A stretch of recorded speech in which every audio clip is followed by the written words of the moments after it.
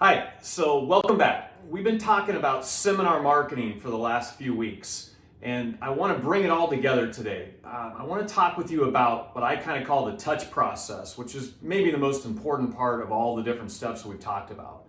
So we've done all the hard work. We've spent money, we've spent a lot of time on the phone, we've done whatever marketing process we have to get the people committed to say they're coming to the dinner seminar. This last step, it's vital to making it all come together. And I want to talk with you about 4 or 5 different steps, I guess I'll call them, to make that happen.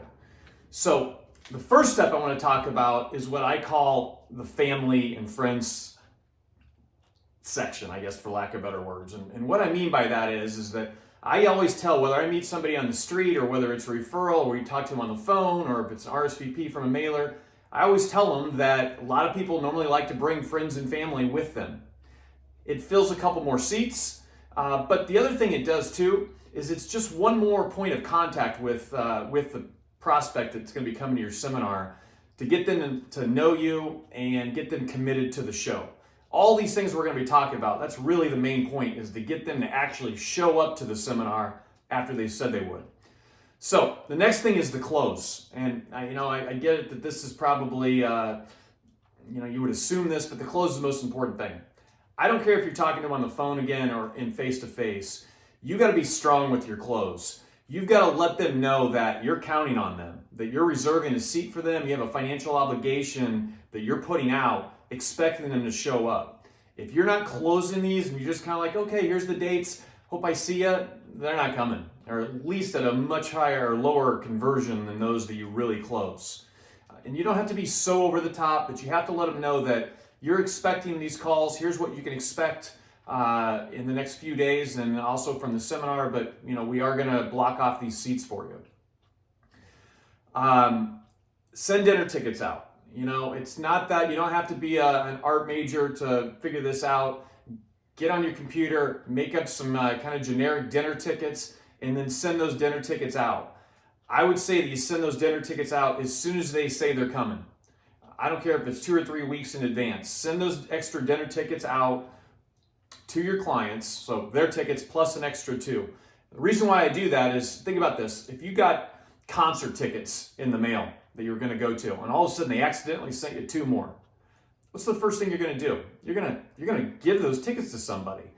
People almost just naturally feel obligated to fill those seats. And so it's why it's a really good opportunity for you to fill more seats. And like I said a little bit ago, that's something that gives you another reason to continue talking to those prospects.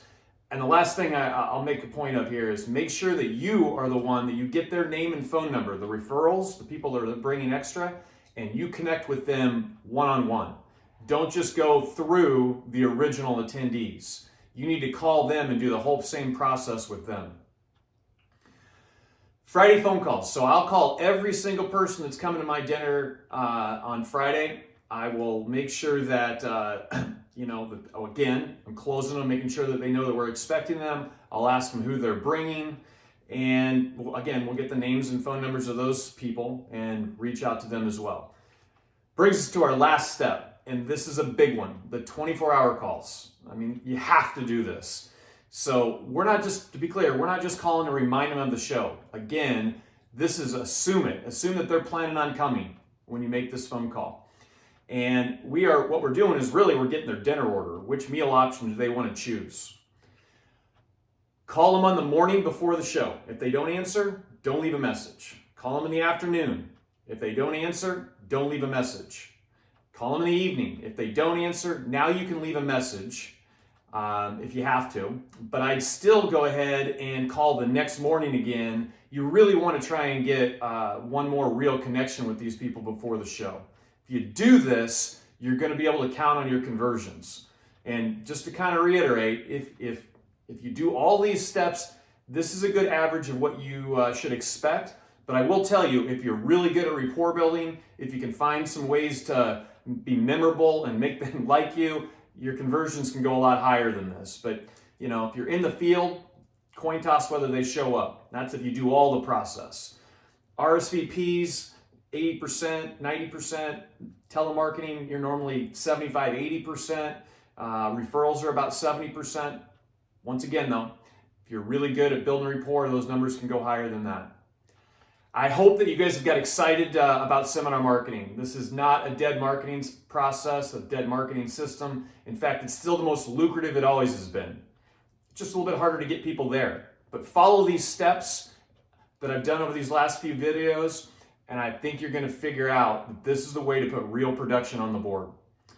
I've got some more videos I'm going to talk to you about this here in the future, but I appreciate your time, and we'll look forward to seeing you in our next video. Thank you.